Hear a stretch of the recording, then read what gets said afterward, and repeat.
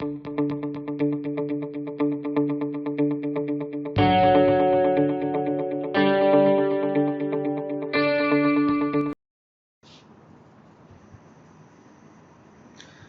तो अभी एक ये स्टैंडर्ड देखने जा रहे हैं जिसमें होती है आइडेंटिकल ऑब्जेक्ट्स की ग्रुपिंग। यहाँ पे क्या बोल रहा है, number of ways of dividing n identical objects. ठीक है, इसको मैं थोड़ा सा बड़ा कर देता हूँ स्क्रीन को।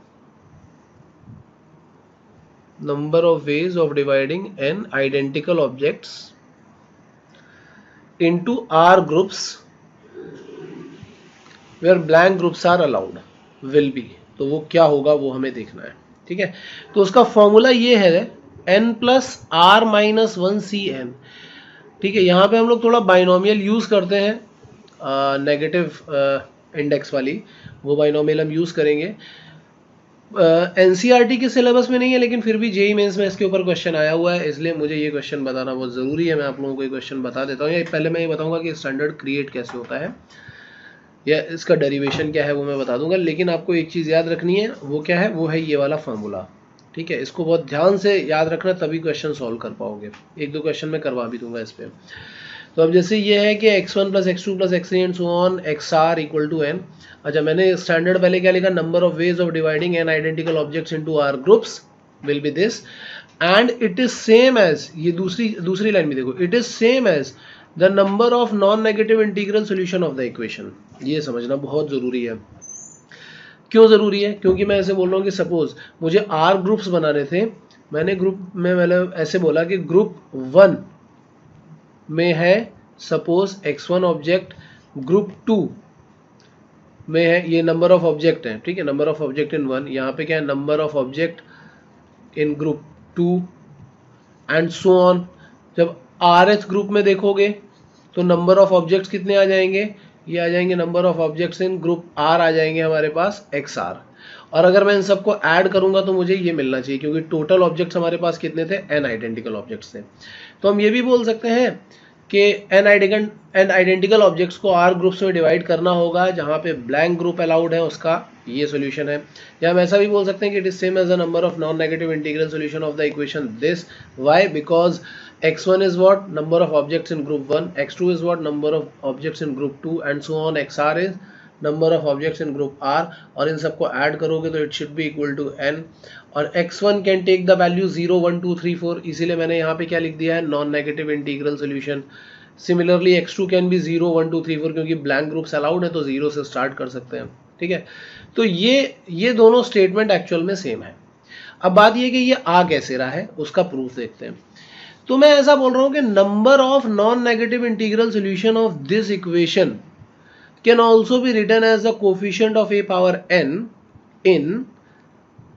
अब ये मैंने बहुत सारे ब्रैकेट लिख दिए हैं, पहला ब्रैकेट है, फिर दूसरा ब्रैकेट है, फिर तीसरा ब्रैकेट है, और ये जो है ना ये rth है। ये अगर देखोगे तो ये वाला ब्रैकेट है, ये यहाँ पे फर्स्ट ब्रैकेट, यहाँ पे सेकंड ब्रैकेट, और ये वाला जो लास्ट वाला आ रहा है ये rth ब्रैकेट है। मैं क्या कर रहा हूँ, मैं इस इक्वेशन को एक्चुअल में इस फॉर्म में लाने की कोशिश कर रहा हूँ जो यहाँ पे दिखाई पड़ रही है। कैसे? मैं ऐसा लिख सकता हूँ कि a power x1 into a power x2 and so on a power xr। तो ये जो भी यहाँ पे इक्वेशन में दिख रहा था, अगर देखोगे तो पावर्स अगर इधर ऐड होंगी तो सब, मतलब पावर्स देखेंगे तो a की पावर सब ऐड हो जाएंगी। और मैं क्या चाहता हूँ कि इसमें मुझे निकालना है coefficient of a power n। तो इनको सबको ऐड करोगे और n से इक्वेट करोगे, तो वही वाला कंसेप्ट है जो यहाँ मैंने लिख दिया है। अब a पावर x1, तो x1 क्या क्या वैल्यूज ले सकता है, x1 वैल्यू या तो लेगा 0 या फिर 1 या फिर 2 3 4 से लेकर के an तक कुछ भी ले सकता है। सिमिलरली x2 क्या क्या वैल्यूज ले सकता है, 0 या फिर 1 या फिर 2, तो मैंने वो सारे, उसके भी सारे पॉसिबिलिटीज लिख दिए। सिमिलरली rth ब्रैकेट के भी सारे पॉसिबिलिटीज लिख दिए। तो अगर देखा जाए तो ये a पावर 0 यानी कि 1, फिर a पावर 1 यानी कि a and so on a power n, ये कितनी बार रिपीट हो रहा था, ये r टाइम्स यहाँ पे रिपीट हो रहा था, तो ये हो जाएगा पावर r। फिर इसी ब्रैकेट के अंदर की सीरीज को मैं क्या कर रहा हूँ, इनफाइनाइट तक कंटिन्यू कर देता हूँ। क्यों कंटिन्यू कर देता हूँ? क्योंकि a पावर n के आगे वाले टर्म्स, यानी कि a पावर n प्लस 1 या फिर a पावर n प्लस 2, अगर मैं वो भी ऐड कर दूं तो क्या उसकी वजह से a पावर n के कोफिशिएंट पे कोई डिफरेंस आने वाला है? आप खुद सोच करके देखो, क्योंकि ये वाला टर्म किसी के भी साथ मल्टीप्लाई होकर के a पावर n तो दे नहीं सकता। इसका पावर जो है a पावर n से ज़्यादा है।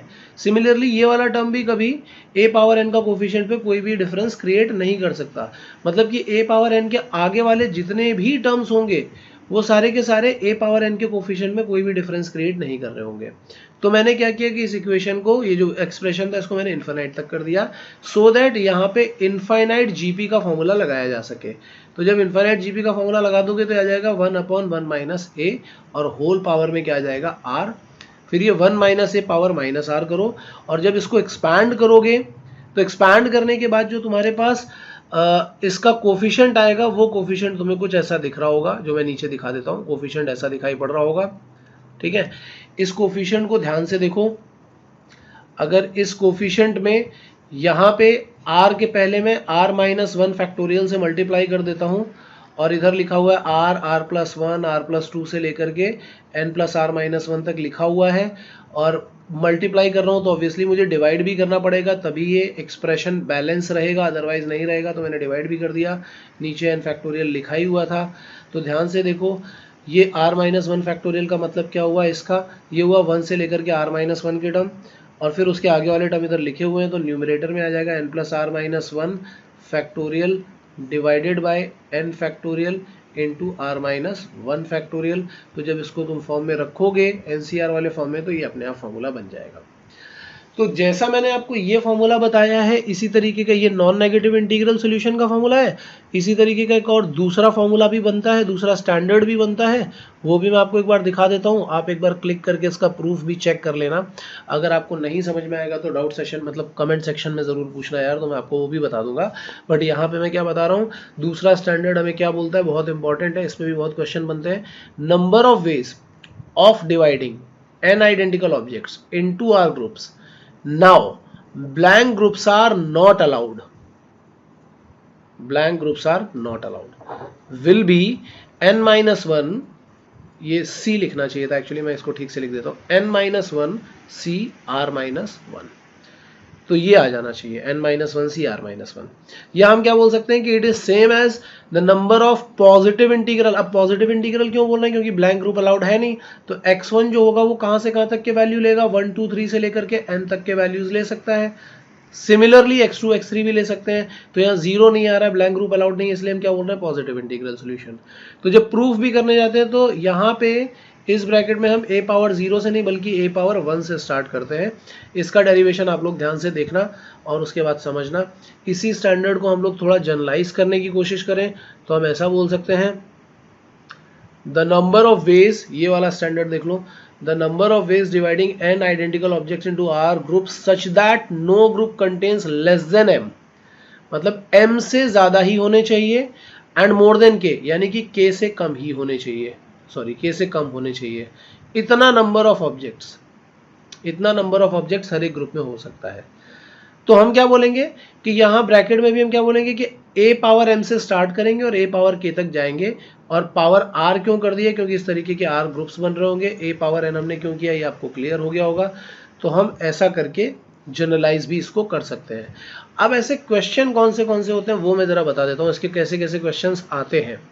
तो एक क्वेश्चन में जैसे आपको दिखाता हूँ, यहाँ पे सपोज आपको वो पूछ रहा है कि find the number of non negative, मैं कलर चेंज कर लेता हूँ यार जरा, find the number of non negative integral solution of equation x plus y plus z equal to 20।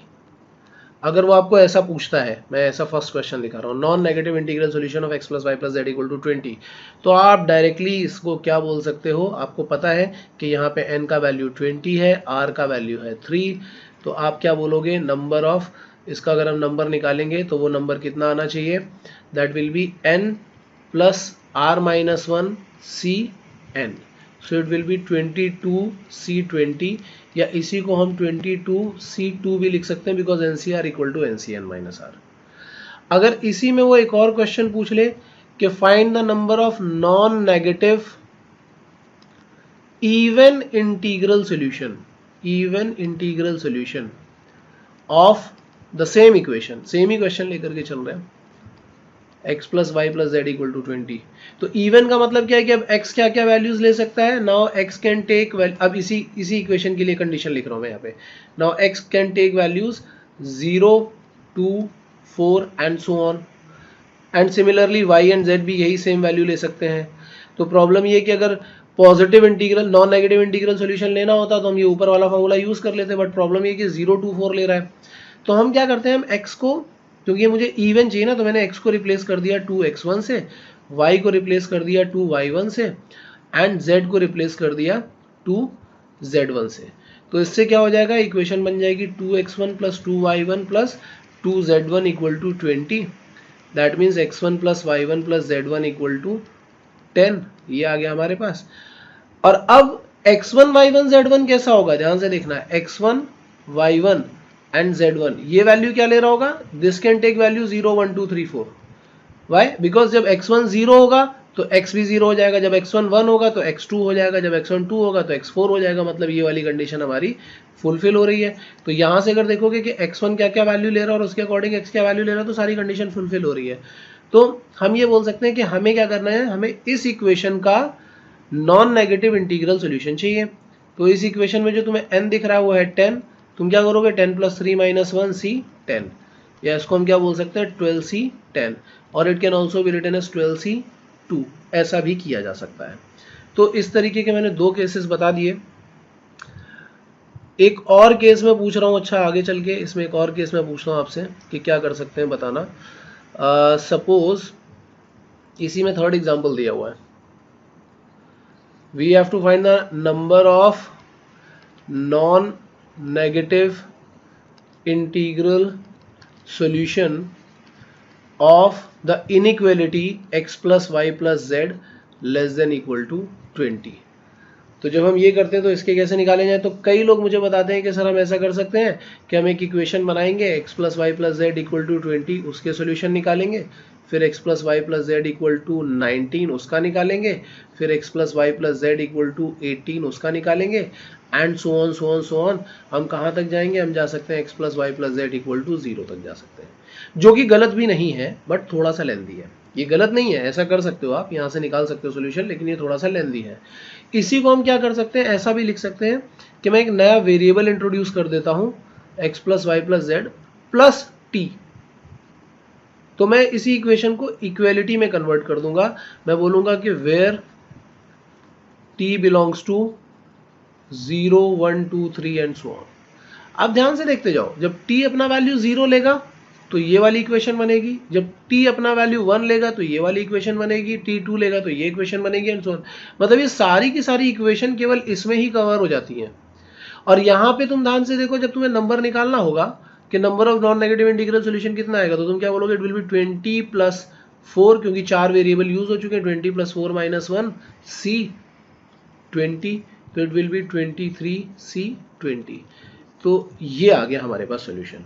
तो इस तरीके के कुछ क्वेश्चंस आ जाते हैं जो पहले आए भी हुए हैं, और जनरली असर्शन रीजन में आते हैं, इसलिए बहुत ध्यान से समझना इस कंसेप्ट को। तो इसको भी हम यूज कर सकते हैं। आई थिंक ये क्लियर हो गया होगा। अगर कोई भी पार्ट क्लियर नहीं हुआ है तो कमेंट सेक्शन में जाकर के जरूर कमेंट करना, कुछ और अच्छा वीडियो, कुछ नया मेथड हम यूज कर सकते हैं। अगर आपके पास कोई सजेशन हो तो जरूर बताना यार। चलिए यार, हम लोग ज्योमेट्रिकल प्रॉब्लम्स देख लेते हैं जिसके जेईई में आने के सबसे ज़्यादा चांसेस हैं, जैसे कि ये वाला प्रॉब्लम हमें दिखाई पड़ रहा है, और एक दो क्वेश्चन ऑलरेडी जेईई में आ भी चुके हैं, उनको भी देखेंगे। अब जैसे हमें ये दिख रहा है, if there are 4 circles 5 straight lines in a plane then find the number of maximum number of point of intersection. Maximum number of point of intersection का मतलब क्या है कि हम ये मान के चल रहे हैं, ये पॉइंट याद रखना, मैक्सिमम की बात की जा रही है। Maximum number of point of intersection का मतलब ये है कि चाहे सर्कल हो चाहे स्ट्रेट लाइन हो, सब एक दूसरे को कट कर रहे हैं और मैक्सिमम नंबर ऑफ पॉइंट पे कट कर रहे हैं। ठीक है, ये मान के चल रहे हैं। तो जरा इसका सोल्यूशन देखते हैं।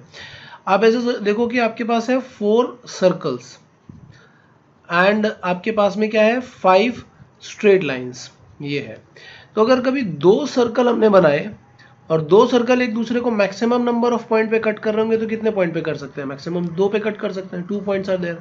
तो हम ऐसा बोलेंगे कि अगर हम सिर्फ सर्कल के ही पॉइंट ऑफ इंटरसेक्शन निकालें, सिर्फ सर्कल्स के, कि सर्कल्स ही एक दूसरे को कट कर रहे हैं, तो कितना आ जाएगा 4c2 multiplied by 2। Y 4c2, 4c2 में से हम क्या करेंगे, वो सारे कॉम्बिनेशन निकाल लेंगे 4c2 में जिसमें 2 सर्कल सेलेक्ट किए जा रहे हैं, और हम ये मान के चल रहे हैं कि सारे के सारे सर्कल्स एक दूसरे को कट कर रहे हैं, तो मल्टीप्लाइड बाय 2 करोगे तो 4c2 इंटू 2 से वो आ गया। अब हम ये देखते हैं कि सपोज एक सर्कल हमने सेलेक्ट कर लिया है और एक स्ट्रेट लाइन हमने सेलेक्ट कर ली है। इन दैट केस क्या होगा, सपोज हमने एक सर्कल सेलेक्ट कर लिया है और एक स्ट्रेट लाइन सेलेक्ट कर लिया है, तो ये कैसे कट करेंगे, ये भी 2 पॉइंट पे कट करेंगे। तो सर्कल सेलेक्ट करने का क्या मेथड होगा, एक सर्कल सेलेक्ट किया 4c1, एक स्ट्रेट लाइन सेलेक्ट की 5c1, और वो दोनों कितने पॉइंट पे कट कर रहे हैं, 2 पॉइंट पे कट कर रहे हैं। सो 4c1 into 5c1 multiplied by 2 आ जाएगा। और अगर मैं ऐसा बोलता कि हमने सिर्फ 2 स्ट्रेट लाइन सेलेक्ट किए तो ये ऐसे आ जाते, और इनके लिए हम क्या बोलते हैं 5c2, और इनका पॉइंट ऑफ इंटरसेक्शन 1 ही आने वाला है। तो हम क्या बोल सकते हैं कि या तो ऐसा हो कि सिर्फ 2 सर्कल इंटरसेक्ट कर रहे हो, या फिर ऐसा हो कि एक सर्कल और एक स्ट्रेट लाइन इंटरसेक्ट कर रही हो, या फिर ऐसा हो जाए कि 2 स्ट्रेट लाइन इंटरसेक्ट कर रहे हो।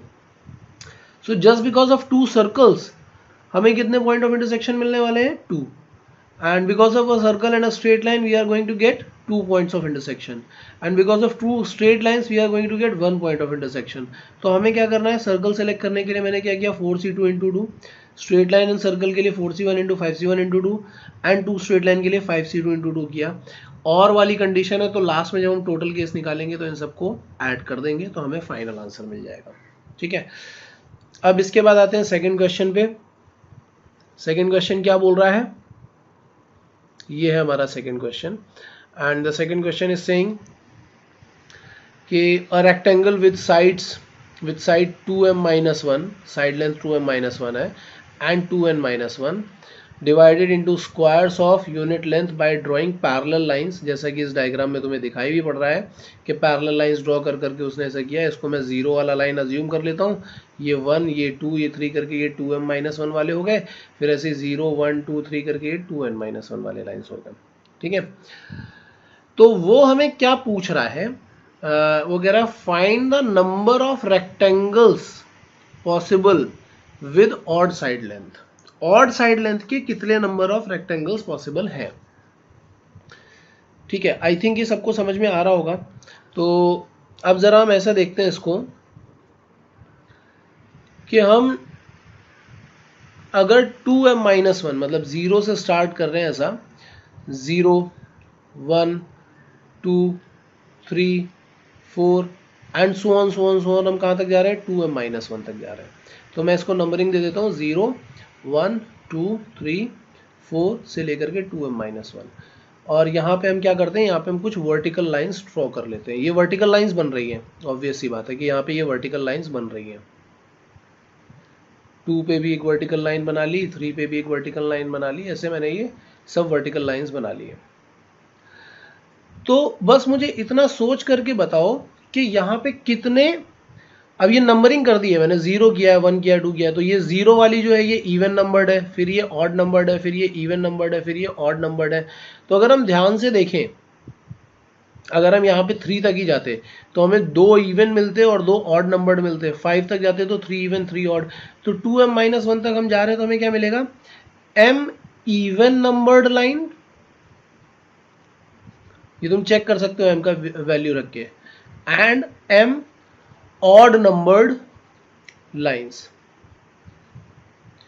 m ऐसी लाइन मिल जाएंगी हमें जो इवन नंबर्ड होंगी, और m ऐसी लाइन मिलेंगी जो ऑड नंबर्ड होंगी। ठीक है, अब वो क्या बोल रहा है कि तुम्हें एक ऐसा रेक्टेंगल बनाना है जिसका साइड लेंथ जो है वो ऑड होना चाहिए। तो बचपन में एक बहुत छोटे में एक स्टैंडर्ड पढ़ा था कि odd number minus even number हमेशा ऑड आता है। तो सीधी सी बात यह है कि अगर मुझे एक हॉरिजॉन्टल लाइन, मैं किसी अलग कलर से दिखा देता हूँ, सपोज मुझे एक ऑड नंबर्ड हॉरिजॉन्टल लाइन चाहिए, मैं ऐसे बोल रहा हूँ कि मुझे एक ऑड नंबर्ड हॉरिजॉन्टल लाइन चाहिए, तो ध्यान से देखना वो कैसे मिलेगी, 1, 2, 3 मैंने ये बनाई ऑड नंबर्ड हॉरिजॉन्टल लाइन। तो इसमें हमने क्या किया, एक इवन नंबर्ड लाइन सिलेक्ट हुई है और एक ऑड नंबर्ड लाइन सिलेक्ट हुई है। सिंपल सी बात है कि जब भी तुम्हें ऑड लेंथ चाहिए होगी, यहाँ पे मैं हॉरिजॉन्टल लाइन की बात कर रहा हूँ, यहाँ पे जब तुम्हें ऑड लेंथ चाहिए होगी ऑड साइड लेंथ, तो तुम क्या बोलोगे कि तुम्हें एक इवन नंबर्ड लाइन सेलेक्ट करनी चाहिए और एक ऑड नंबर्ड लाइन सेलेक्ट करनी चाहिए। इवन नंबर्ड लाइन कितनी है, m है, उसमें से एक सेलेक्ट कर लिया। ऑड नंबर्ड लाइन कितने हैं, वो भी m है, उसमें से भी एक सेलेक्ट कर लिया। तो mc1 इंटू mc1 करोगे तो इट इज m स्क्वायर। ये किसके लिए आया, ये एक ऑड साइड लेंथ के लिए आया। अच्छा जी, अब हम ये बोलते हैं कि जरा यहां देखते हैं 0 1 2 3 एंड सो ऑन हम कहां तक जा रहे होंगे, 2n-1 तक जा रहे होंगे। ठीक है, तो यहां पे क्या आ जाएगा, ये हमने क्या किया, ये हॉरिजॉन्टल लाइंस ड्रॉ कर दी है यहां से, एंड यहां तक ड्रॉ कर दिया। ठीक है, और अगर मुझे यहां पे, क्योंकि अब यहां पे अगर तुम ध्यान से देखोगे तो तुम्हारे पास कितनी आ रही होंगी, n even and n even number lines आ जाएंगी and n odd numbered lines आ जाएंगी यहाँ पे। और यहां पे अगर मुझे कोई एक ऑड लेंथ चाहिए, कोई भी एक ऑड लेंथ चाहिए, जैसे यहां से लेकर के यहां तक की मैं एक ऑड लेंथ बना रहा हूं, तो वो मुझे वो भी कैसे मिलेगा, यहां पे अगर ऑड लेंथ चाहिए होगा मुझे वर्टिकल लाइन के लिए, तो वो मुझे कैसे मिलेगा, nc1 इंटू nc1 करके। ठीक है, तो यहाँ पे क्या आ जाएगा, n स्क्वायर आ जाएगा। तो जब हम ये देखेंगे कि हमें टोटल नंबर ऑफ रेक्टेंगल्स कितने मिल रहे होंगे, तो हमें फाइनल आंसर क्या मिलना चाहिए, m square multiplied by n square, क्योंकि एक ऑड लेंथ यहाँ सेलेक्ट करने के लिए तुम क्या करोगे, ये वाला मेथड यूज करोगे जब तुम्हें हॉरिजॉन्टल चाहिए होगी, और वर्टिकल के लिए n स्क्वायर करोगे तो टोटल नंबर ऑफ रेक्टेंगल्स कितने हो जाने चाहिए, that will be m square into n square हो जाने चाहिए। तो ये दूसरा एग्जाम्पल है। अगर आपको समझ में आ गया है तो बहुत अच्छी बात है, अगर नहीं समझ में आ गया है तो आपको ये पूछ लेना चाहिए एक बार और। कमेंट सेक्शन में ज़रूर कमेंट करना अगर नहीं आता है समझ में तो। अब नेक्स्ट क्वेश्चन पे चल रहे हैं। ये क्वेश्चन भी बहुत इंपॉर्टेंट है। ये बोल रहा है नंबर ऑफ वेज। ये क्वेश्चन मैं आपको असाइनमेंट में दे रहा हूँ, ठीक है। ये वाला क्वेश्चन है, क्वेश्चन नंबर 5। क्वेश्चन नंबर 5 को मैं हटा ही दे रहा हूँ एकदम। ये आपके पास असाइनमेंट में है, number of ways in which an insect can move from left bottom corner of a chess board to the right most top corner if it is given that it can move only upside और right along the lines। मतलब या तो वो ऊपर जा सकता है या फिर वो राइट साइड पे जा सकता है। क्वेश्चन बहुत आसान है, पहले अपनी तरफ से ट्राई करना, बाद में सोल्यूशन देखना। यहाँ पे सोल्यूशन में एक्सप्लेन कर देता हूँ, सिंपल ट्रिक एक्सप्लेन कर देता हूँ उसकी, कि या तो उसके पास, क्योंकि उसको बॉटम मोस्ट कॉर्नर से जाना है, लेफ्ट मोस्ट कॉर्नर से ऊपर तक जाना है, तो एक तो उसके पास ये स्टेप्स हैं, हॉरिजॉन्टल 8 स्टेप्स हैं। ऑब्वियस सी बात है कि 8 टाइम्स तो उसको ऐसा जाना ही पड़ेगा। तो मैंने कितने लिख दिया, 1 2 3 4 5 6 7 8, ये एक्स्ट्रा डाल दिया मैंने, ये नहीं है, ठीक है। तो 8 हॉरिजॉन्टल स्टेप्स हैं एंड 8 वर्टिकल स्टेप्स हैं।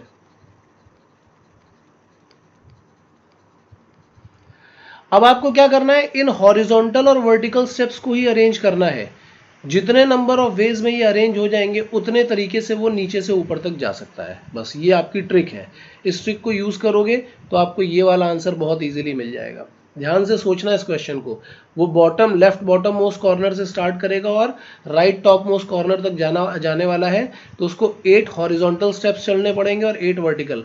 अब इनको हम जितने नंबर ऑफ वेज में अरेंज कर पाएंगे वही हमारा आंसर होगा, ठीक है।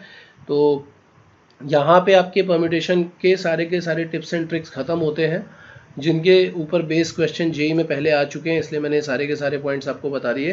क्वेश्चंस का वीडियो एक सेपरेट बना हुआ है जेई के क्वेश्चंस का, उनको भी आप एक बार ज़रूर देखना।